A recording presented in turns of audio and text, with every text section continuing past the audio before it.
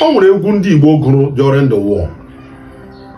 Ha sị ya wụrụ n'ike, ya wụrụ n'ike, ya wụrụ n'ike, anyị ga-emeri Awụsa, ya wụrụ n'ike, ya wụrụ n'ike, ya wụrụ n'ike, anyị ga-emeri Awụsa. Bete imeri ọga abụghị ike.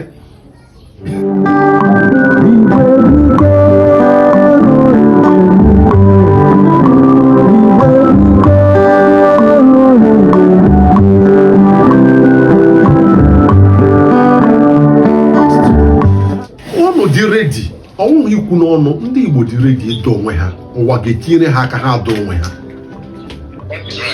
This issue of a na-emegbu ndị Igbo, a na-egbu ndị Igbo, a nara ndị Igbo 10-20 pass, a nara ndị Igbo abandon property, those are things weaklings do. Weaklings do it. Weaklings do it. Ịhụ a weakling, ọ na-ebe every time, emegbukere nna ya, ya akụ ha akwụkwọ maka onweghị onye ga-azụ ya. Nne ya nwụrụ in time. This ịgara ụwa niile, ndị nne ha nwụrụ in time buru ibu, ndị nna ha nwụrụ in time buru ibu. You must stand up. Mushood Abiola stood up and said he will not accept any condition other than June 12, for which he died. And today, his people have been emancipated. Mandela said he will not agree. 27 years of his life was spent in jail, which represents about 30% of the life he lived on earth. He was 90-something, but spent 27 in jail. His adult life, his full adult life was gone. He had the opportunity of saying, look, apartheid, I agree with you.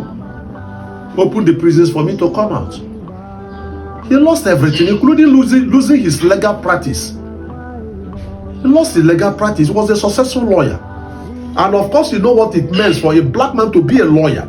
At a time, blacks were not being allowed to go to school in South Africa. He was a privileged person.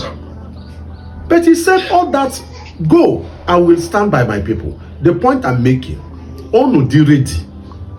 I need the right support is an intellectual war. If the war is not defeated, if we don't win this war in the intellectual play, we'll continue to complain. And nobody has sympathy. And I want to quote me, nobody has sympathy with a defeated person. Igbo so that Igbo so, Igbo can see Igbo. As onye who knows onye buigu. Nobody follows a failure in this world. If you come back to your house, your goat sees you, you're not onye buigu ya onye buigu nku. Oga hapoge, so onye buigu nku. So when they talk about Fulani in Europe, nobody wants to associate with a failure and a weakling. Nobody in history. I'm a student of history. Nobody wants to associate with a failure and a weakling. If you are not strong, nobody else. Even why you don't know, oh, think you should do weak. Why you get say, oh dear. Why you don't know? Oh, think you should do weak as a man. You say, oh dear.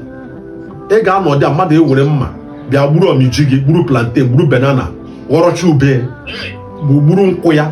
Then I'm gonna agree. Guess they will work. No, so I get apota wise. Tinye akonuche, akonuche. Ema akọ kauche, akonuche riche. Uche remma, but akọ wisdom. Ka Solomon so Chineke nye wisdom were ihe niile. Ya wa akọ ihe mere akọ ji ka uche or wisdom. Akọ uche. Mmadụ inwe akọ or uche. Or ya akọ uche.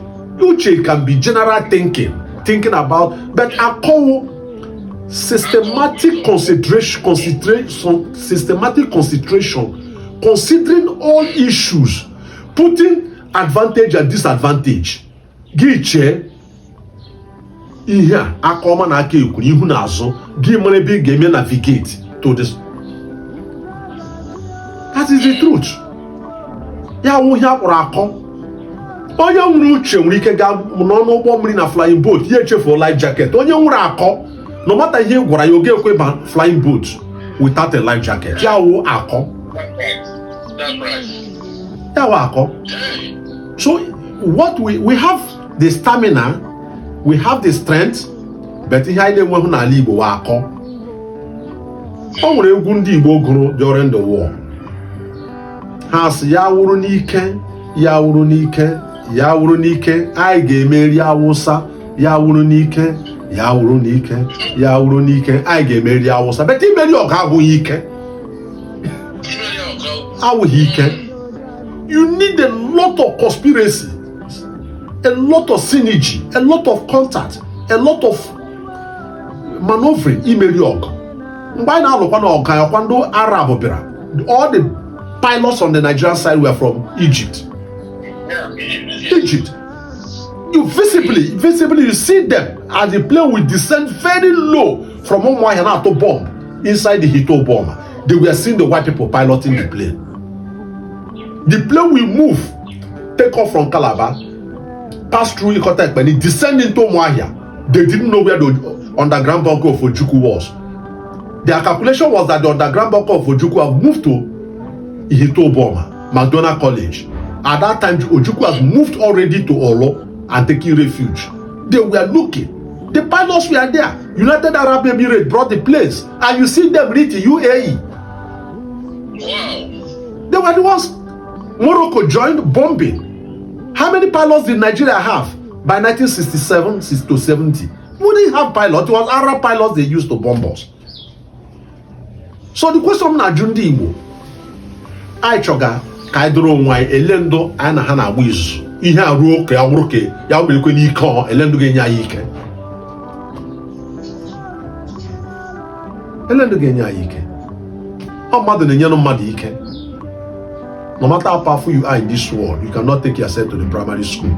Ọ mmadụ ga-atọ gị n'aka at the age of 6 cross all goes okay, ga primary school.